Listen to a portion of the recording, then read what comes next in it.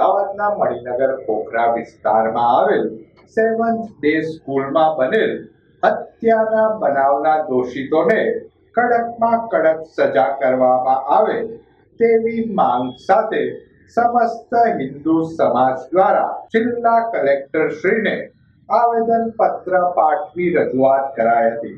અમદાવાદના મણિનગર ખોખરા વિસ્તારમાં આવેલ સેવન્થ ડે સ્કૂલમાં એક વિદ્યાર્થી દ્વારા અન્ય વિદ્યાર્થી પર તીક્ષ્ણ હથિયારોના ઘા ઝીકી વિદ્યાર્થીનું મોત નિપજાવી કાઢ્યું હતું.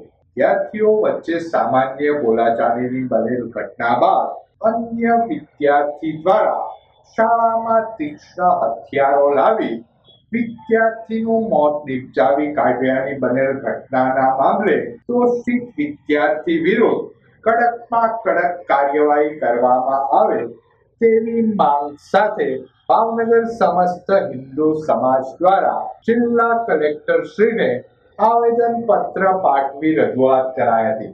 છતાં પણ મિત્ર આ મૂળમાંથી સાહેબ જાય એવી શક્યતા નથી. અને એની શિક્ષણ પદ્ધતિ એની શિક્ષણ પદ્ધતિ અમદાવાદ શહેરમાં બીજી ઘટના અમદાવાદમાં બીજી ઘટના છે.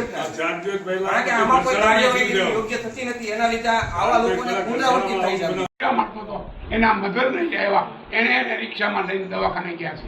અને સાહેબ બીજી રજૂઆત આપની એવી છે કે ભાવનગરની અંદર પણ જેટલી આવી સ્કૂલો છે, જે પ્રાઇવેટ સ્કૂલો છે, એમાં પણ સમયાંતરે દરેક આવા વિધર્મીઓ જે વિદ્યાર્થીઓ હોય એના દફતરોને ચેકિંગ થાય.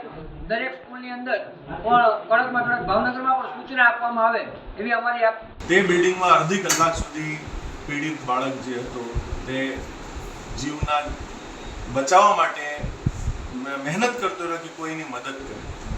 તો સરકારે